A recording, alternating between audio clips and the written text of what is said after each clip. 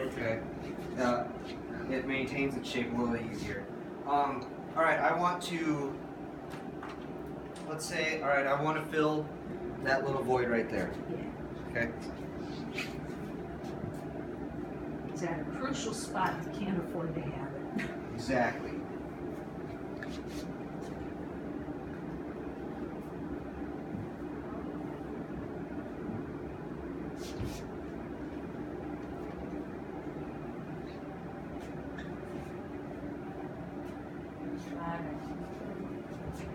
Just drip. Drip. Yep. You drip a little bit on, Yep. And you wait till it cools and let then it cool, And then carve it back. carve it back. and if you're at just the right time, when it's still kind of warm,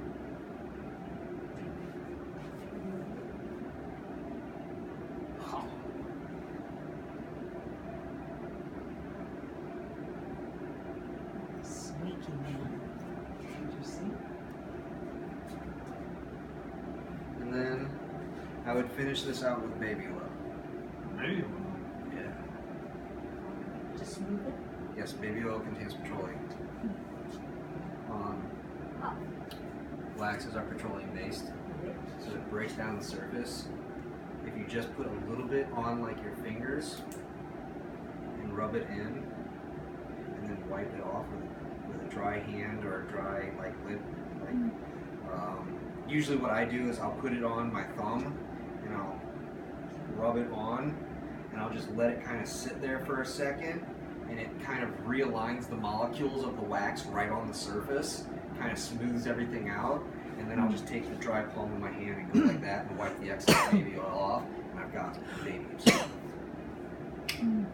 But it doesn't mess with the texture, or does it? The longer you leave the baby oil on, yes. Okay. So, if I was doing like large scale wax work, like on a statue, and I had to, let's say I had to attach a statue's leg to his hip. So we cast the leg in wax, we cast the pelvis, we cast the other leg in wax. Okay. Now I need to attach them all together to build up my wax statue. What I would do is I would take this with a big beefy tip and find a way to brace everything. Mm-hmm.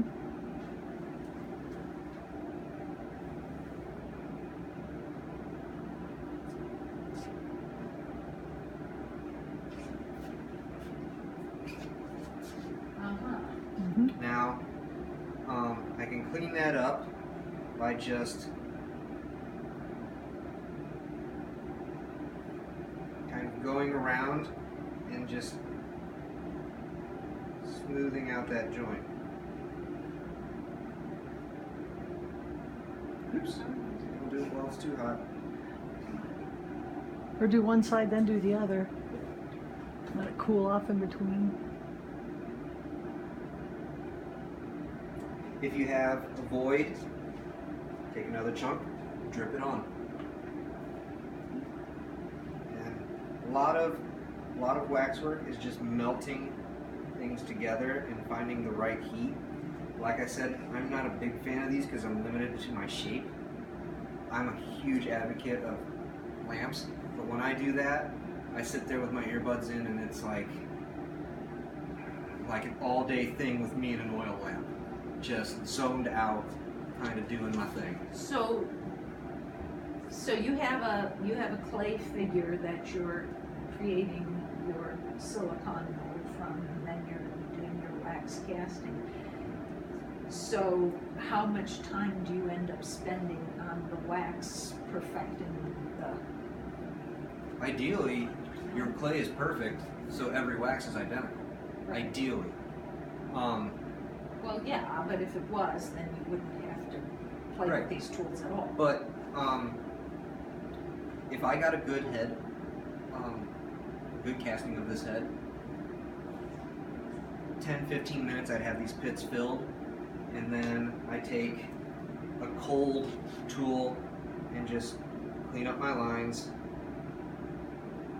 just scrape away any excess, shape it, like right there. I don't need, see how there's that line right there Yeah. of something? Old parking line, maybe? Yeah. If I don't, if it's not super imperative, like if it's just a detail,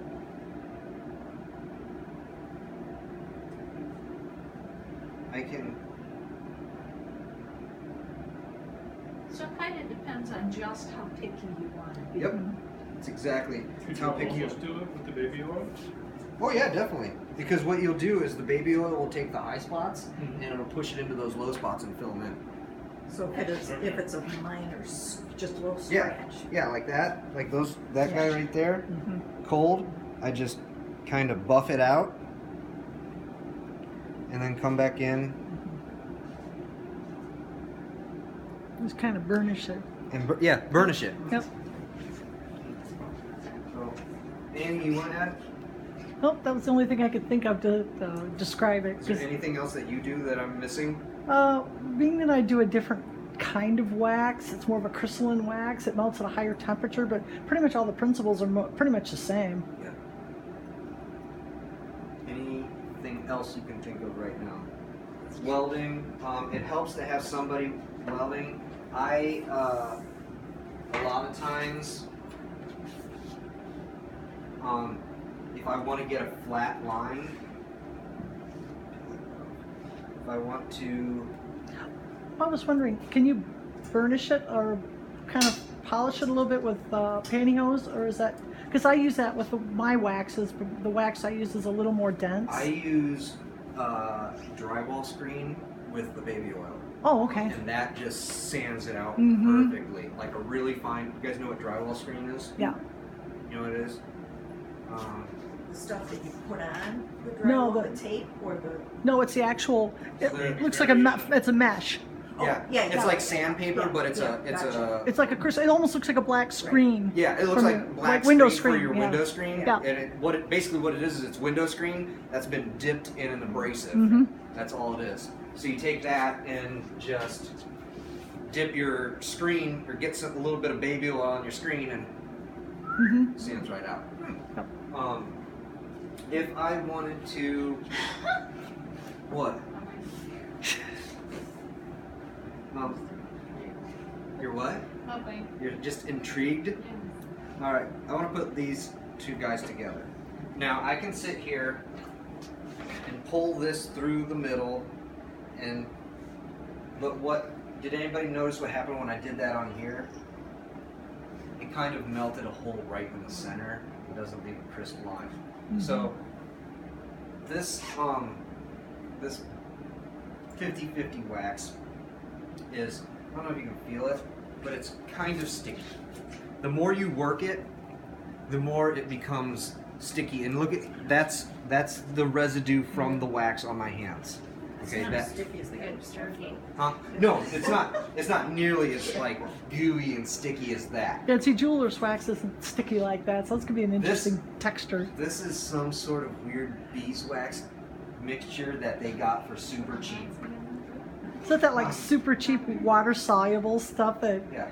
Anyway, so this stuff, it's got a little bit of tack to it. So what I do is, does anybody here weld? Mm-hmm. Welding? You know what a chamfer is? Mm-hmm. Does everybody know what a chamfer is? Yes. Okay. When you're welding, does anybody have a pen real handy? Thank you. When you're welding, you're trying to put two pieces of plate together. Imagine those are flat. Okay? You're trying to put two flat pieces of plate together. That's called a butt weld. All right? If you just butt them up against each other and then weld, you're left with a weld like that. And I don't want that in my wax. I don't want a seam. I don't want a visible seam. So to alleviate that, you put in what's called a chamfer. You put a 45 on the wax or the steel, whatever you're welding. Now, Then you can lay the bead in. you lay your bead of weld or you lay your bead of wax in here, you have minimal cleaning. If you do it the opposite way and you start to clean this off, well, guess what? You've achieved absolutely nothing. You've just removed everything you've put down. So what I do is sit here and I take a little bit off either side.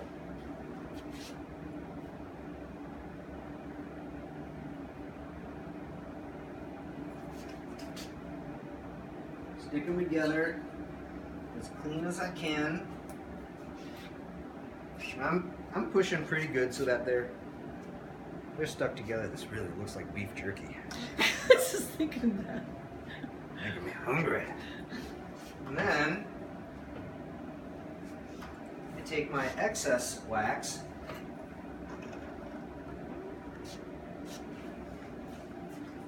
and I do my weld.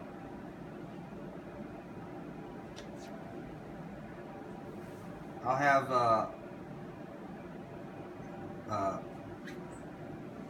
N95 masks for you guys, so you're not sitting here breathing in wax fumes all next one week. Now, in terms of using the studio,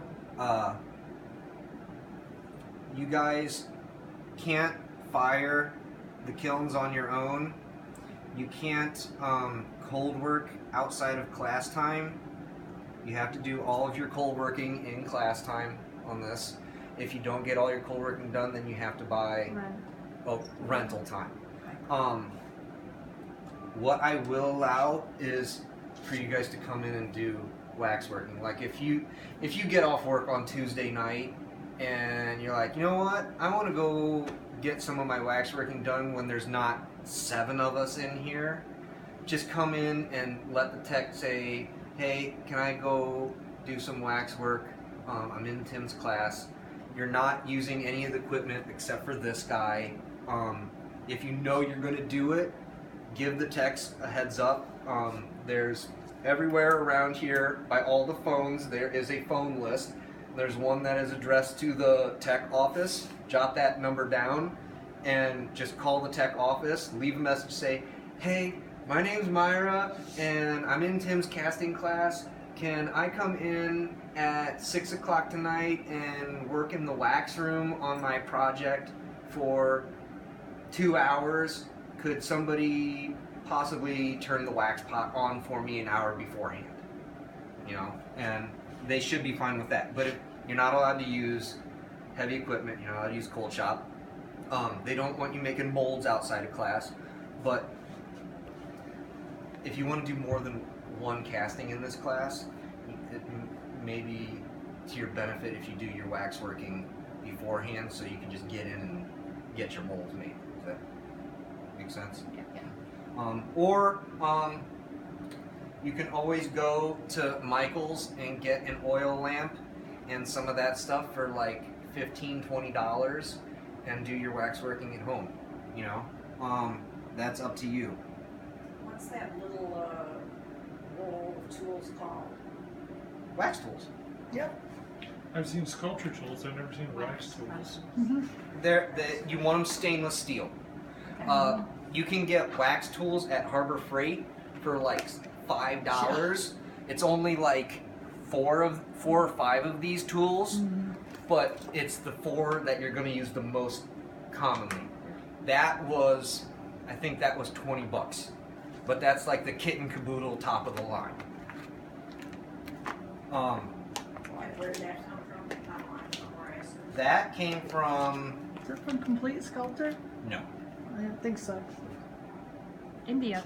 It's from India. Oh, that's definitely not Complete Sculptor. Came That's why God from- invented Where's eBay. that box?